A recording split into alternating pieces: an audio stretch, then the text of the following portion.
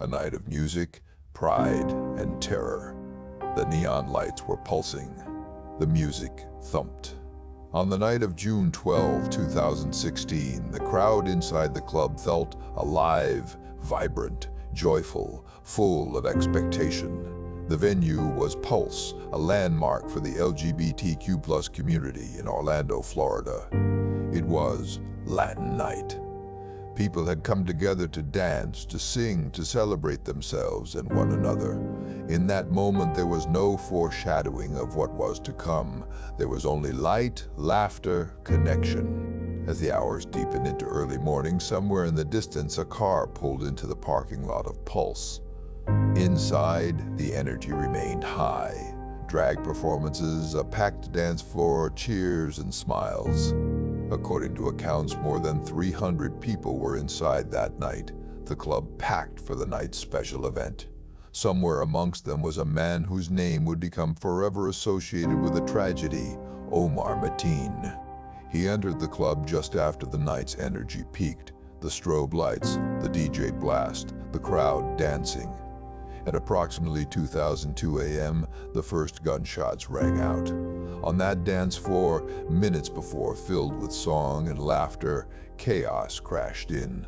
Some survivors recount a sudden popping, a crack of gunfire, screams, and then the music drowned out by the roar of panic. Gunshots, someone texted a loved one. In club they shooting. Inside the club, people began to duck, to hide. Some froze. Others ran toward exits. The dance floor, once alive, became a scene of terror. The layout of the club mattered in those moments. Pulse had multiple rooms, a main dance area, a smaller room behind the entrance, often called the Adonis room, restrooms along a side wall. In the panic, some tried to flee through the patio, some sought shelter behind bars or in the bathroom, others scrambled toward the entrance, blood on the floor, glass everywhere.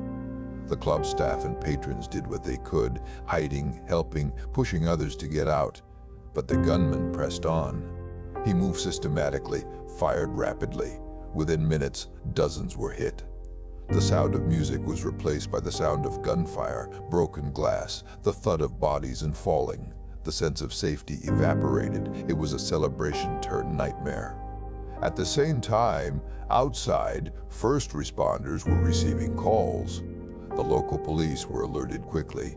According to official reviews, the first call came in about 2002 a.m., just as the shooting began. By 2008 a.m., officers had arrived on the scene. Inside the club, people were continuing to hide, to flee, some trapped, some wounded, some desperately trying to call loved ones or 911. In that dark, surreal moment, the night split. On one side, the club still held the echoes of joy and belonging. On the other, terror had taken root. This was no random act of violence. This was an orchestrated attack. The gunman, Omar Mateen, armed with a semi-automatic rifle and a handgun, had scanned the scene, located targets, and began firing. He shot indiscriminately, over 200 rounds in less than 5 minutes, according to later reports. Victims collapsed on the dance floor, others fled into bathrooms, some out the back. The panic became absolute. In the chaos, a security guard inside the club attempted to intervene. He exchanged fire but was outgunned and forced to retreat. This was a moment when the defenders were overwhelmed. Inside the bathrooms, people huddled together, some barricading doors, others clinging to each other, listening to the echo of gunfire get closer or fade then return. Some made 911 calls, whispering into the phone, "He's going to kill us." Outside, police strategized, radios crackled, more units arrived. For a moment, time slowed. Inside the club, there were people still dancing, or trying to dance, minutes before the horror. Now they were survivors, scared, wounded, screaming, hiding. Outside, the night sky was quiet, the storm was inside. This chapter of the story is about that contrast, the joy before the act, the terror after the first shot, the vibrant, safe space becoming a battlefield. It is important to recognize the setting. Pulse was more than a nightclub. It was a home for many. For the LGBTQ+ community of Orlando, for Latin night enthusiasts, for friends who gathered to be themselves. When the attack came, it was not only an assault on individuals' lives, it was an assault on that sense of acceptance, joy, and identity. As the minutes passed after 2 a.m., the number of injured, the number of calls, the number of bodies rose. The music stopped, the strobe lights flickered. Somewhere the gunman reloaded, somewhere people held on to each other and whispered prayers. Outside, sirens neared. The patrons who managed to escape told stories that night and in the days to come about the sound of fire, about the friends they lost, about the strange quiet when the gunman stopped firing and the waiting that came after. They spoke of the dance floor, the bar, the bathrooms, the patio, places they had known with laughter just minutes earlier. Now each space held memory and dread. In the immediate aftermath, a message went out from the club on social media. Everyone get out of Pulse and keep running. Yet for far too many, there was no simple exit route. Some were trapped, some wounded, some too scared to move. There were glimmers of heroism, club staff guiding people to exits, strangers offering hands to help, first responders entering the chaos under fire. But in that early chapter of the event, the terror had the upper hand. The vibrant night had become an infinite moment of dread. Looking back, one can ask, what was the experience of those inside at that moment? The DJ's last song cut off mid-beat. The crowd's laughter turned to shrieks. The flashing lights became signals of danger. Bodies fell. Friends called for each other. Parents got texts. Loved ones waited for replies that never came. The siege. Hostages, chaos, and fear. The clock read about 2020 a.m. when a chilling voice cracked through the darkness inside the club that had moments ago been filled with laughter and music. A trapped patron's 911 call confirmed what many feared. The gunman, Omar Mateen, had retreated into one of the 2 bathroom rooms at Pulse Nightclub and was holding hostages. The scene now was no longer just a massacre. It had shifted. It was now a standoff, a siege, a nightmare prolonged. Inside the club, amidst flickering strobes and sirens that now wailed outside, the gunman's presence had changed the nature of fear. It was no longer just get out or run. It was hide, hope, survive. In one bathroom, perhaps 4 or 5 people huddled with the shooter. In another adjacent room, more lay silent, bodies pressed tight, listening. The gunfire had subsided momentarily, but the threat had moved with him. The rooms became tombs, the walls thin. Every footstep, every muffled shout echoed, every second stretched long. Outside, in the hallway, police units arrived. The first calls had come in at around 2002 a.m., and by 2008 officers were on the scene. They entered. They evacuated survivors. They kept moving through the club, clearing the dance floor, the bar area, the patio. But they knew the worst was still inside the bathrooms. That was where Mateen waited, with hostages. The dynamic had changed, from active shooter to barricaded gunman with hostages. Imagine being inside one of those stalls. The gunfire has ceased, but you hear his breathing, you hear other breaths, maybe faint sobs, others whispering, a dry crack somewhere, maybe glass, maybe not. You know you are alive, but you don't know for how long. Every sound is magnified, every heartbeat loud. The bathroom vent hums, the music outside too far. Your mind flashes back to laughter. The DJ spinning, people dancing. You close your eyes, you pray, hope that the cops get you out, hope that someone knows you're in here, hope that you survive. Mateen called 911 around 2035 a.m., a bold act by a man who believed he was orchestrating something catastrophic. He told negotiators he had explosives. He told them he was waging this attack in the name of a broader cause. He claimed allegiance to the Islamic State. He said he had a vehicle in the parking lot that could level city blocks. Officials, hostages, and responding officers all heard the threat. Some were desperate, Some were terrified. Everyone was aware this was no ordinary mass shooting. There was now hostage-taking, explosives, a countdown, and a standoff. For nearly 3 hours, the tension mounted. The club, once filled with cheers, now filled with dread. Police negotiators tried to get him to surrender. They called, they listened, they waited, they planned. At the same time, hostages waited too, sometimes in darkness, sometimes in pain, sometimes knowing their friends had died moments ago. Some attempted to text loved ones, "I'm in a bathroom, shooter is here."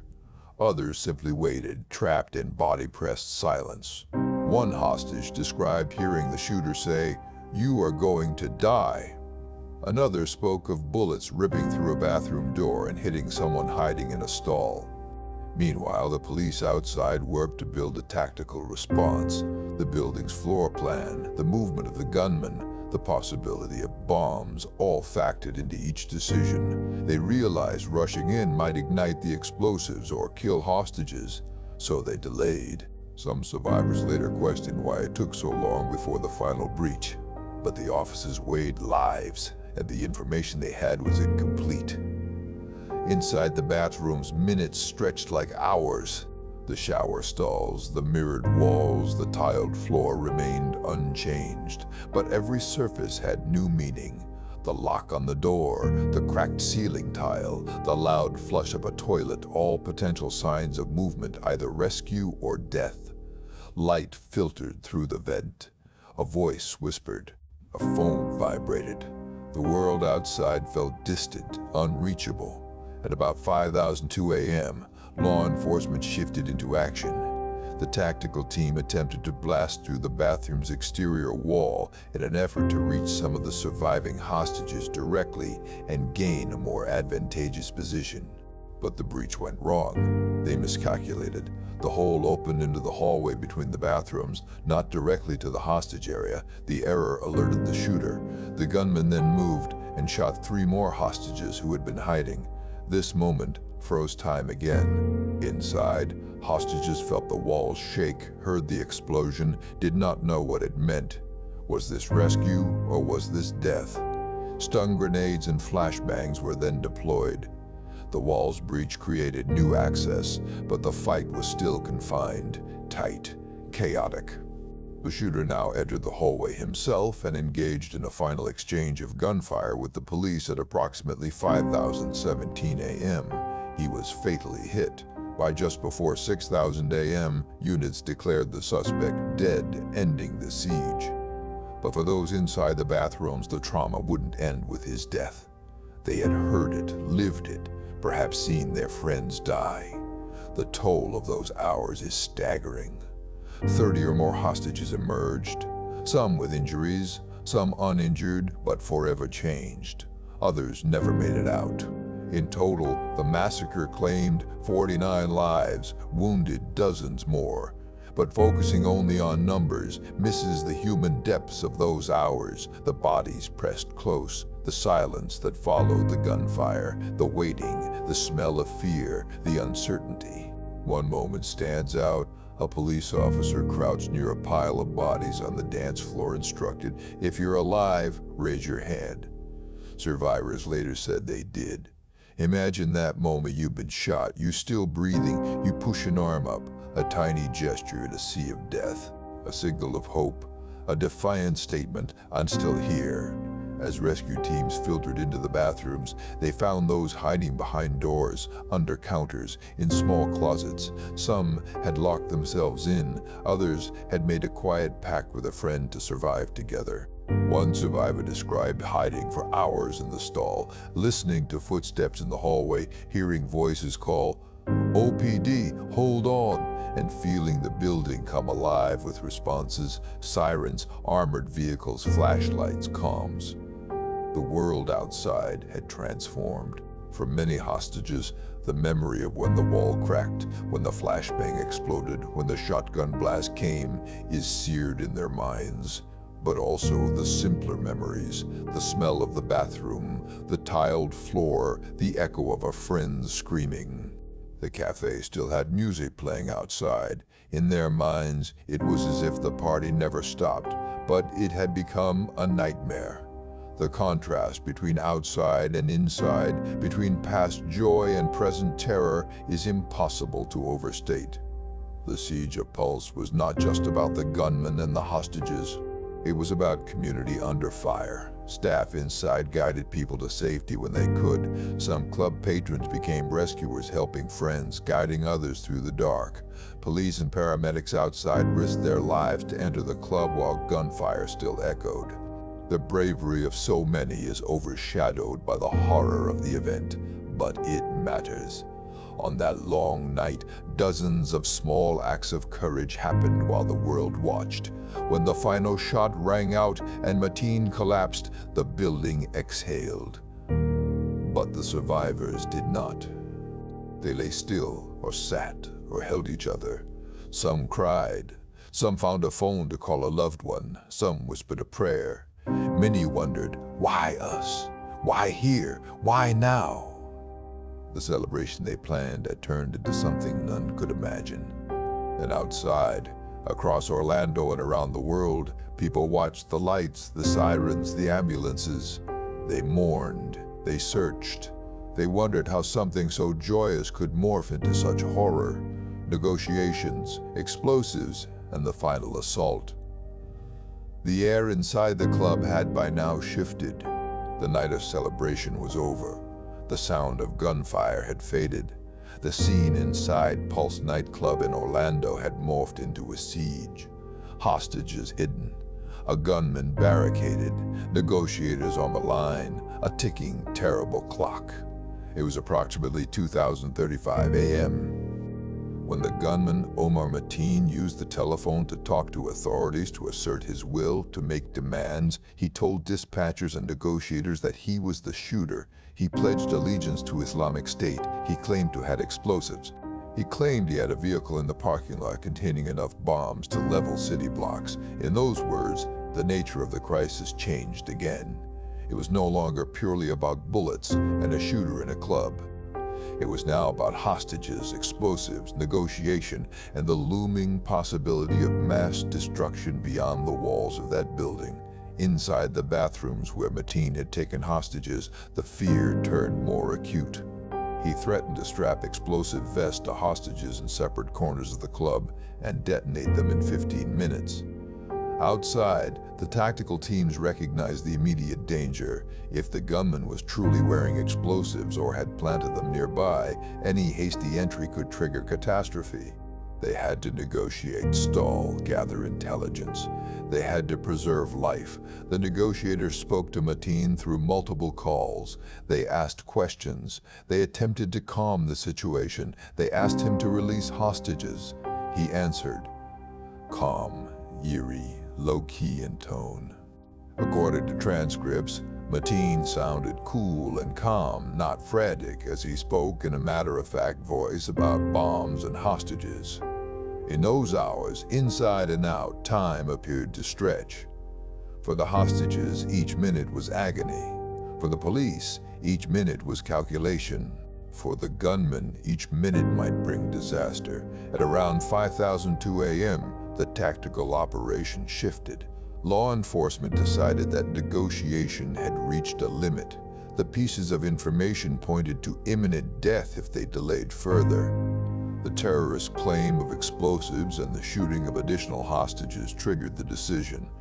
The SWAT personnel attempted to blast through an outer wall of the bathroom hostage location to gain direct access, but the plan misfired. The hole they created led into the hallway between the bathrooms, not directly into the hostage area. That missed breach alerted the gunman. The explosion, the noise, the breach itself acted as the trigger. Immediately, Mateen shot 3 more hostages who were hiding nearby. The cost of miscalculation was clear.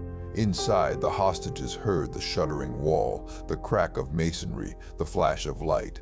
They heard footsteps. They heard the gunman move. They heard the shock of bullets again. They had known terror. But now, the unknown catapulted. They were no longer just hiding. They were racing time. At about 1:17 a.m., armed officers pressed the final assault. An armored Bearcat vehicle was driven through the wall. Flash and stun grenades were deployed. The breach was underway. Officers engaged the shooter in a confined hallway. A gun battle erupted. Bullets exchanged. Chaos condensed.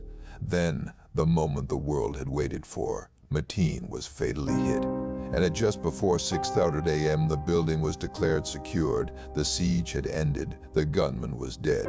The hostages freed. But inside that building, inside so many minds, the trauma did not end. What happened in those final moments? The decision to act, the breach, the sound of the armored vehicle crashing through, the flashbangs, the gunfire, is simultaneously operational, tactical, horrifying, and heroic. The officers knew that to wait any longer might mean bombs. To rush in meant risking hostages. They walked that razor edge. They chose action when the danger of delay outweighed the danger of entry. They made the breach. They risked everything. Some officers were hit. Some narrowly escaped death. But they went in.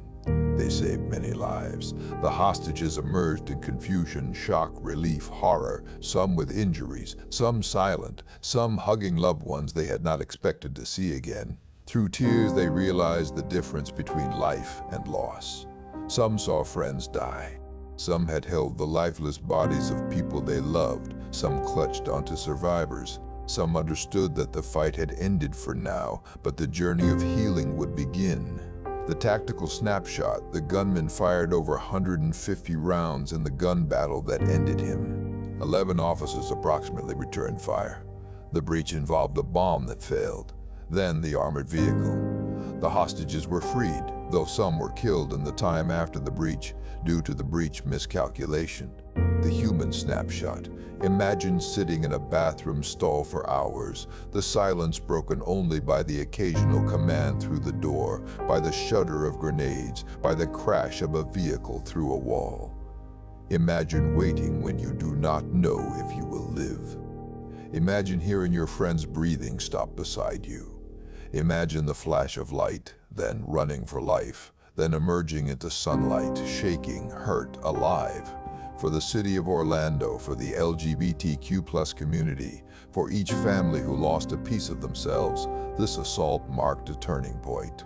The day's horror transitioned into rescue, then into recovery. Lives would never be the same.